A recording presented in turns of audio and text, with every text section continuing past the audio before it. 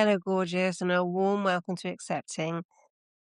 I'm Aline, your host, and in this episode, we're not under the tree of love. I've listened to my body again. I'm not quite at the point where I can sit on the ground with my leg out. It still needs to be elevated. So my body is speaking to me. And in this episode, we're going to be really feeling into accepting the settling after the eclipse season. We've all been through so much. That eclipse season for the beginning of 2026 has been quite a ride so far with the Fire Horse year. So get yourself settled, comfortable above all, and we're going to be continuing the theme of love over fear and how that's really going to be helping us this year, choosing love over fear.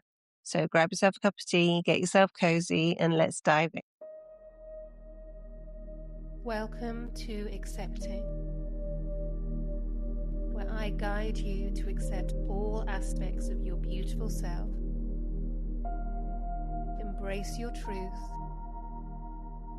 and live your life that way.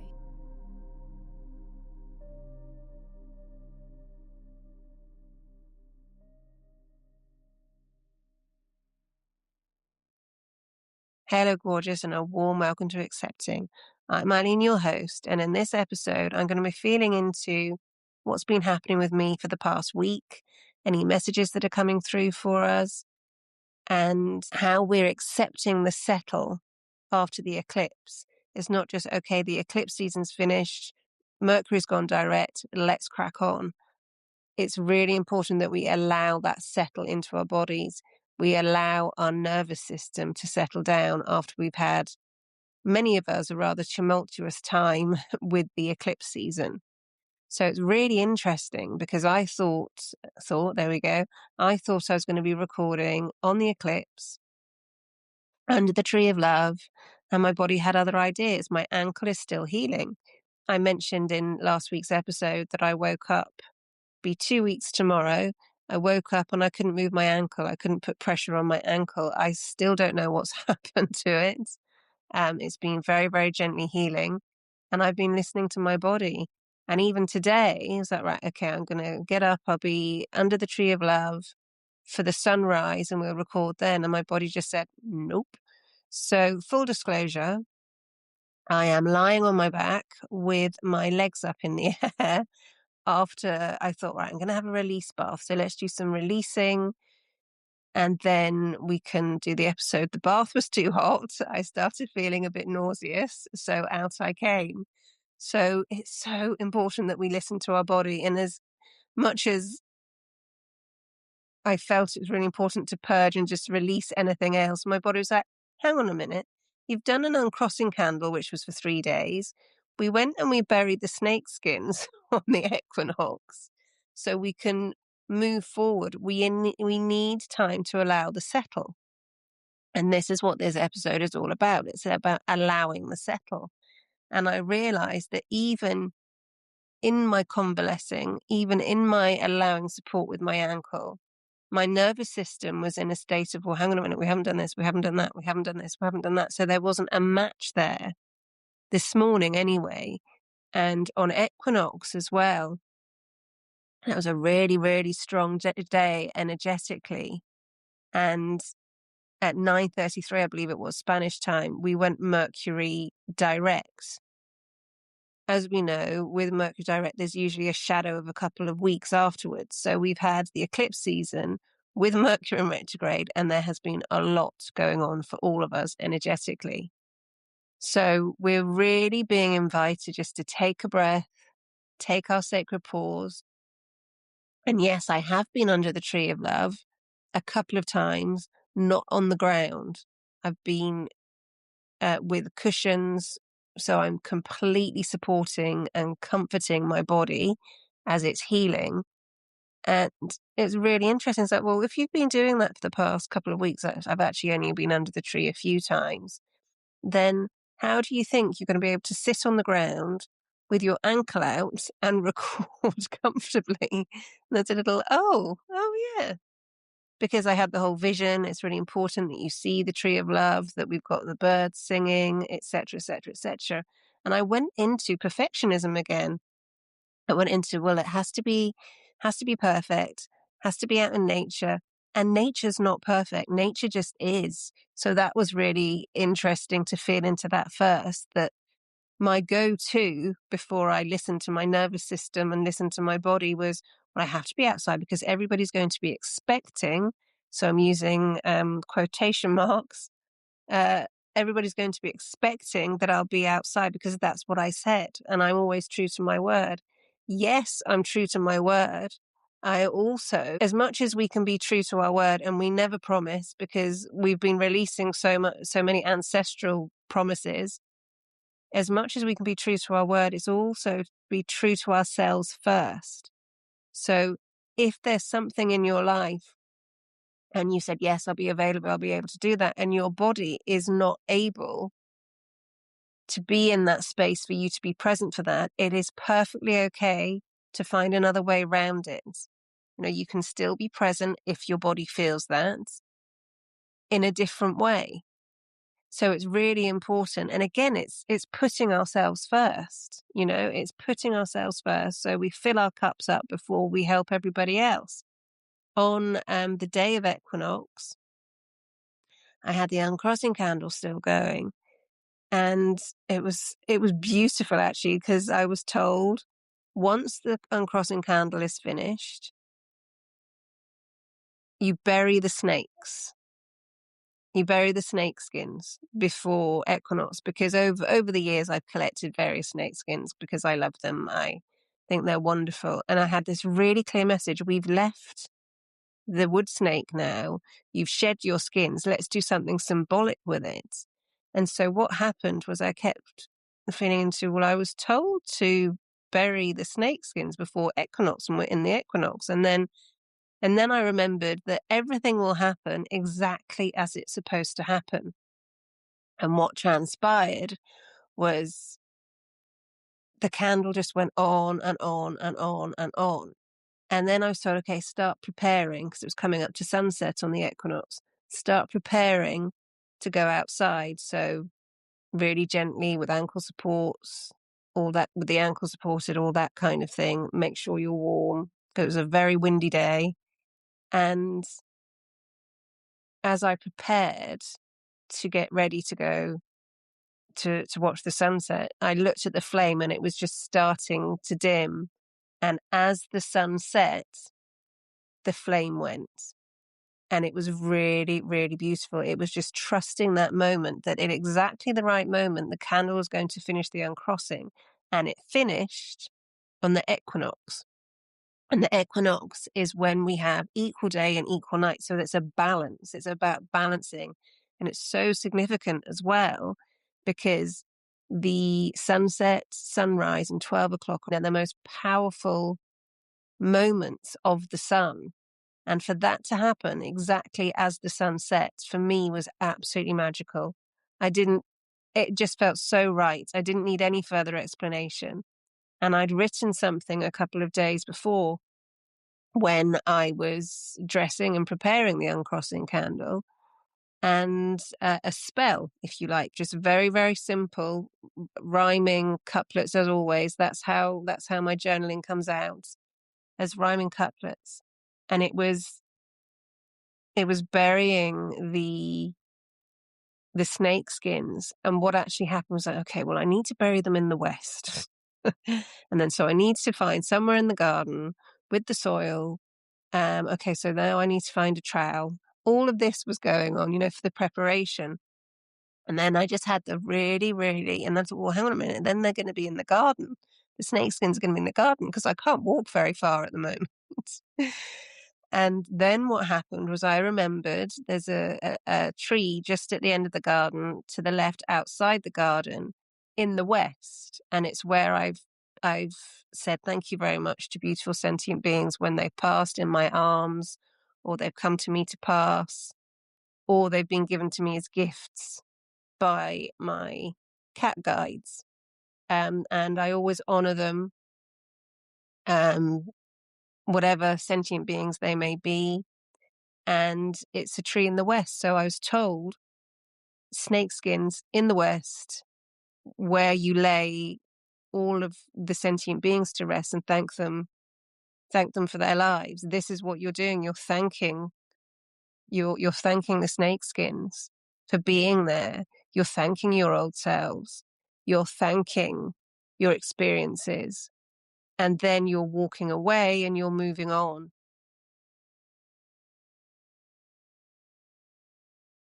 Yeah, so the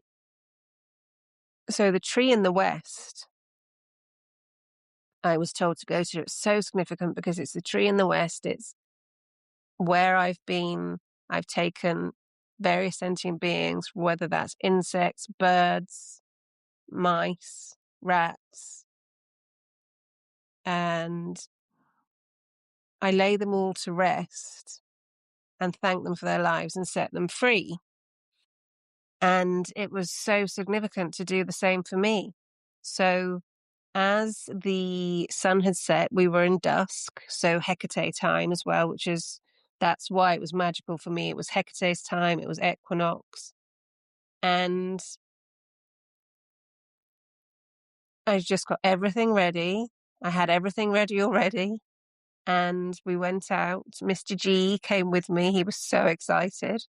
We went carefully down to the end of the garden and we went out the left. I had the snake skins wrapped up already because I worked with one of the spirits who said to me, yes, it's time for you to bury these. And it's one of the spirits who actually sometimes comes in snake form, is very connected to snakes. So although we're in the year of the fire horse, it was very, very relevant for the equinox for me to bury those snake skins. Because what we can do is we can heal and heal and heal and heal, and then something comes up and something comes up. So it's allowing the healing to finish. It's allowing that actually, I also had the anniversary of my accident on the 18th of March. And it was the anniversary of 6 months since my beautiful girl Cleo passed. So on the Wednesday, there was the anniversary. So my body was still in healing mode. My body was still in allowing things to come up that had been pushed down by my nervous system because I was in constant go, go, go mode. And then my ankle allowing me to actually feel what was really going on because I couldn't run around like a blue bottom fly. And then it was a quiet day on the Wednesday. And then on a Thursday with a new moon, I thought, okay, well, perhaps I'll record here. And I was like, no, no, no, you're not recording here. It wasn't until the Friday, the 20th, with the equinoxes. And it was, no, you're still not recording. This is still for you to feel into the settle. And I wasn't even at that settle point yet because I was still in, oh, well, am I supposed to be recording? When am I supposed to be burying this? Questions. Mercury in retrograde for me. Mercury's very strong in my system. So it was so beautiful. Everything completely synced. It was all gorgeous synchronicity. The uncrossing candle finished as the sun set, just as the sun was setting. I already knew instinctively to have everything ready. I was reminded of the beautiful tree in the west, where I said thank you to beautiful sentient beings who have come to pass with me. And that was where I was guided to take the snake skins. It's time to say thank you and to bury them and to move on. So that was gorgeous. And the words that I was given, I spoke those as I had my little trowel and I made my hole and then I buried them and thanked them very much and walked away. And I went to the medicine wheel and I went in each direction saying these words. And as I was saying these words, other words came up. And in the East, it was very much ancestor related. And it was in terms of we felt your anger. Now we feel your gifts. Now we move forward with joy, with hope and love. As it is below, so it is above. And as ever, whenever I'm working on something for me, I always send it out for others. So those of you who are listening, you would have felt it anyway. So that was so beautiful. It was such a lesson another class in really, really listening and allowing my body to settle. What had also happened earlier on in the day was I'd woken up early. I'd made a cake and I had made lunch because we had, it was Mother's Day and my ankle wasn't great, so I couldn't do Mother's Day lunch. So I made Mother's Day lunch on Friday as well. I'd made it by 9:30, 10 o'clock in the morning. And so that allowed me, my body to rest and to prepare for the releasing. So the candle was still doing her magic. She was still uncrossing and releasing for me. And then I gave the first piece of the cake to the Fae as an offering before anybody had any, before anybody had eaten anything in the house. And then later, just being in that moment, being under the tree with the Fae and the elementals, and I felt the ancestors and the wind as well. It was really, really, really beautiful. And it was a real moment because it was 10 years on Wednesday since I had the accident that completely changed my life.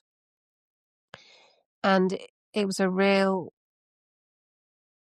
moving on, stepping on, moving forward. So that is where I find myself at the moment. And it's that balance. And my ankle will be fully recovered very soon, I'm sure. It's allowing the healing, it's allowing the balance. And it feels so important for all of us that, yes, we've been through whatever you've been through in the eclipse season. It may be relationships ended, it may be a job ended, it may be you lost loved ones, it may be you finally let a part of yourself that's not been working for you. You finally let that a part of you go. What came up for me earlier, actually, after I had my release bath this morning, was I started feeling into old relationships, and I haven't done that in a very long time. And I started feeling into how I was showing up then and how everything, when I look back, everything that I did underneath it all was people pleasing. So even when I was in my party hedonistic days, if you like, underneath all of that was trying to fit in, trying to be the life of the party, trying to make people happy. Underneath everything was validation. Underneath all of that was hoping that people would accept me, was showing up how I thought people would feel more comfortable with me showing up, saying things that I thought people would feel more comfortable with the things that I said. And that's really, really interesting that has come up. I know my body is settling and it's just reminding me how far I've actually come, because there's no judgment. If people want to drink alcohol, that's absolutely fine. It was never something that I was that interested in. And it turned into a way of life. I started going off alcohol in 2019 and I decided to do a year no beer in 2020. And I've had elements of alcohol, I don't know, a thimbleful of something, a sip of something here and there. And I'm just not interested in it anymore. Really, really not interested in it. My system just does not want that. So it's natural for us to, when we have anniversaries, like, like I did, it was 10 years on Wednesday since I had my accident. I said, well, what have I done since then? And when I compare, so it was just before, it was the year of my 40th birthday when I had my accident. So yeah, good at maths. It's going to be my 50th this year. And what my intention has been is showing up for me to work with, which is why my ankle went, which is why my body is saying, like, we really, really need to calm down again. And it's really time for you to live on your own terms, properly on your own terms. So if this is resonating with anybody and it's feeling a bit like, oh, I don't know, well, what about them? How are they going to react? I would invite you, my lovely, just to feel into, can you live the way you've been living, running around for everybody else, thinking of everybody else before yourself, becoming ill, still working through that, sometimes feeling really upset and not knowing why, not feeling happy at work, not feeling happy in a relationship, if you're really, really honest with yourself, can you continue like that? And these are questions that I ask myself throughout the years. And what it is, what what's coming through for me to say is it's so important. Choosing love over fear is an absolute strength. It's not a weakness. As Christos mentioned a couple of weeks ago, it's not a weakness. Love is not a weakness. It's so important that we look after ourselves before we can look after others. And also it's feeling into, well, does that align with actually who I am? With all of the inner work that we've been doing. And if you're new to inner work, that's absolutely wonderful. What you'll start noticing is things will start changing because your vibration is raising and you're aligning to what actually works for you. Naturally, things are going to start changing. And it's a beautiful, beautiful thing because you are being true to yourself. And when you really feel into, well, how often through my life, and this is going a little bit deep, how often through my life have I been really, really true to myself? Or how often have I jumped in and said yes when somebody's just asked me? My immediate answer is yes. This is where my healthy boundary checklist comes in, by the way, which is free and it's in the Linktree link. So it's really feeling into, okay, so where I am in my life, and there's no blame. We're not blaming anybody else because people react to how we are and people get used to a certain way of us being. So we're not playing the blame game and we're not playing the blame game with ourselves either. It's about forgiving ourselves because we have lived our life in such a way that has been in survival because we've learned that from whatever age, that for other people to feel happy, for us to feel okay, for us to feel comfortable and accepted and to fit in, this is what works. So now we're at a point where actually, well, what works for me? Because if I'm jumping in and saying yes, A, before I'm even asked, or B, if I'm asked and I just say it in a split second, am I helping myself? And actually, am I helping that other person? And is that person actually fully capable of living their life themselves and having their own experiences? And when we start asking ourselves those questions, so this is love over fear, honesty is getting really, really honest with ourselves.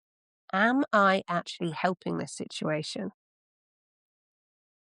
If it is an emergency and people are asking for our help, of course we're going to be there. That goes without saying.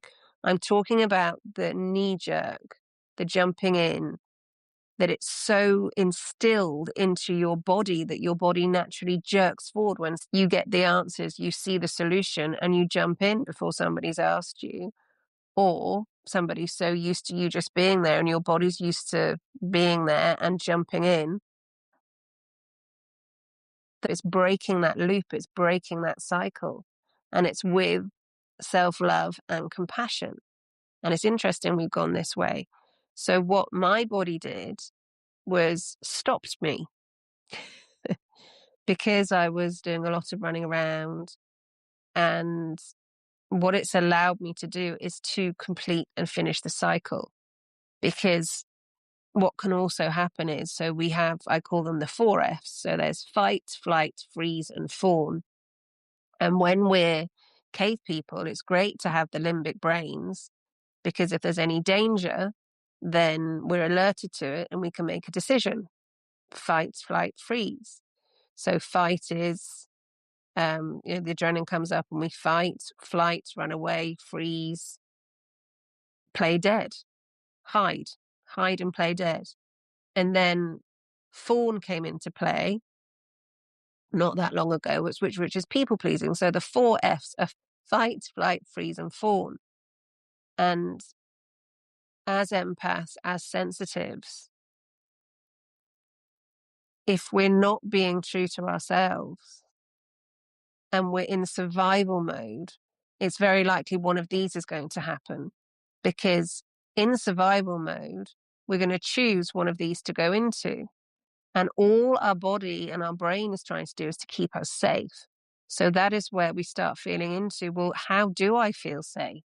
One beautiful way to feel safe is just place your hand on your heart and close your eyes and say, I am safe. I've got this. Another way that helps me feel really safe is being outside in nature, being under the tree, just breathing naturally. And something else that came up today in terms of this is we're surrounded by triggers. You know, social media, we're surrounded by triggers. The algorithms, have you got this? Have you got that? How's your face looking? How's your bank account looking?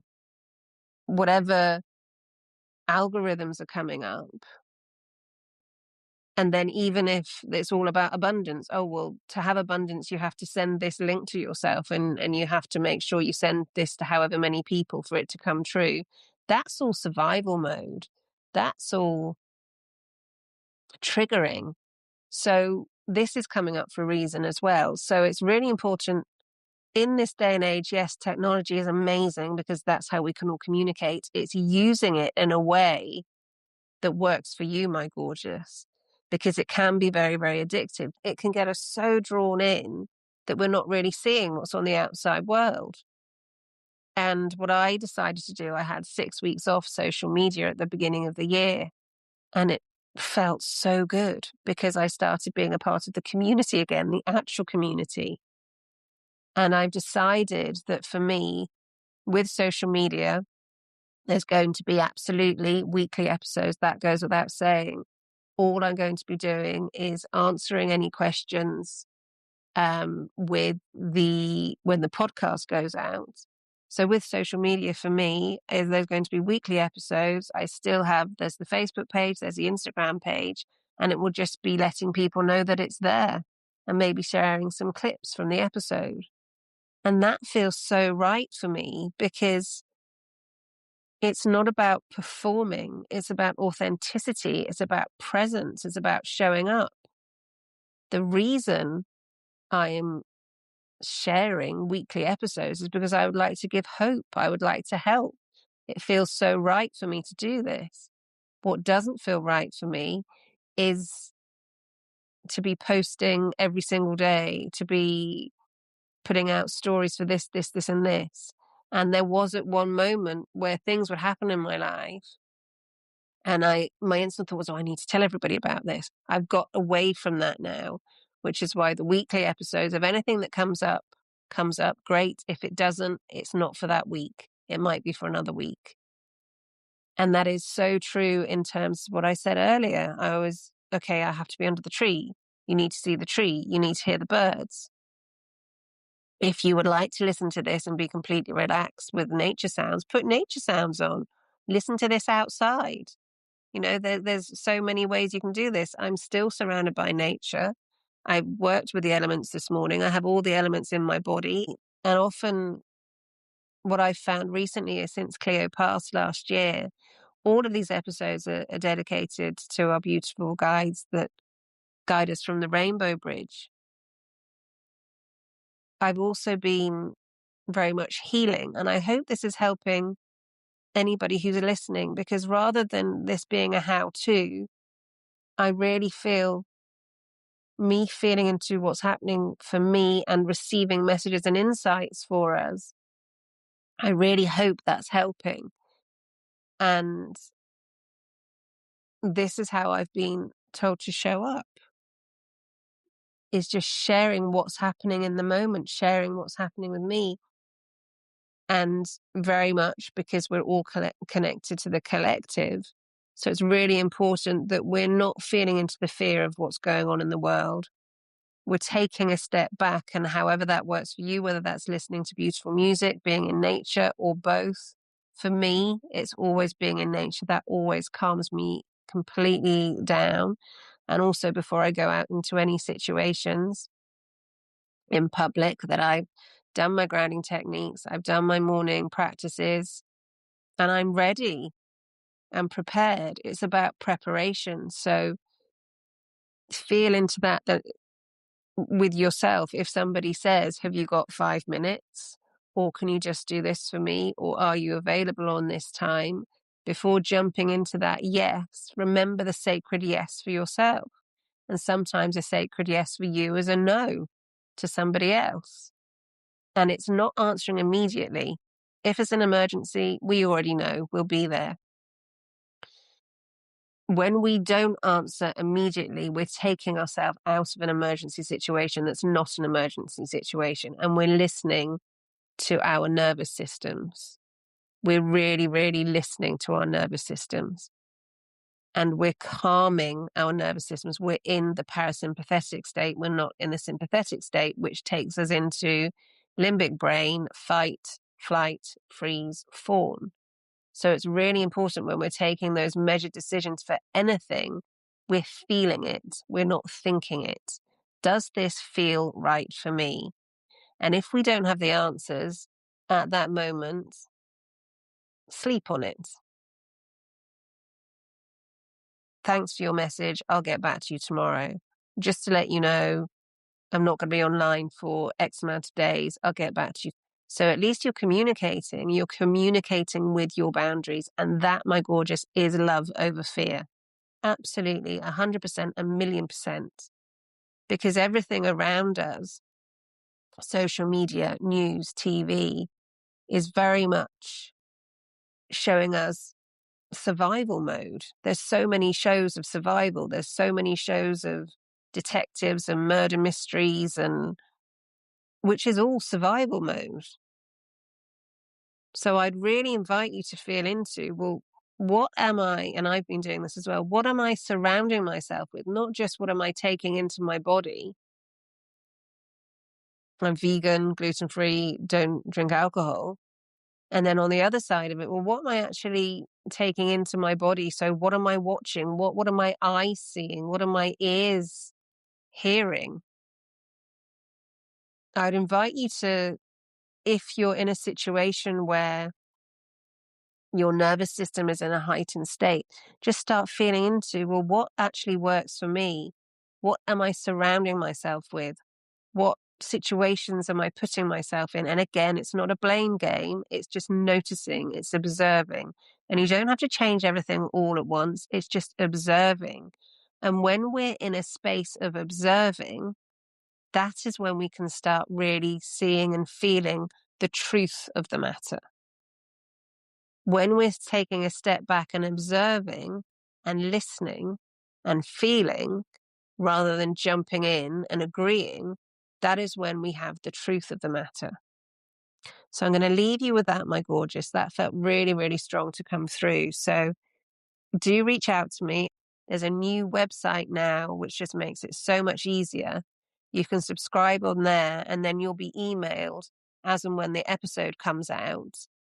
And that's what I've been doing all this year, is just simplifying things and making it easier. And what has made it easier for me is moving the podcast, and it hasn't changed any of the links in terms of where you can find them on all of the platforms. It just means it's easier. And what that allows me to do is to show up authentically, because I've simplified it. And this is what I'm doing with each of the episodes. I'm simplifying them in terms of what's coming up for me, what messages are coming through, and how does that feel as a collective. And as I said, we're not changing anything immediately. We're just observing. So the first part of choosing love over fear is observing, well, what is my truth? What feels right for me in my life? That's the first place to start feeling love over fear. And before we create those healthy boundaries, it's just noticing where in our lives we may have created wishy-washy boundaries. No blame, just noticing, just observation. So wishing you the most beautiful of weeks, and we may be back under the tree of love. We may not. We'll see what my ankle says. In the meanwhile, sending you so much love. Here's to your self-acceptance, You've got this. Hold.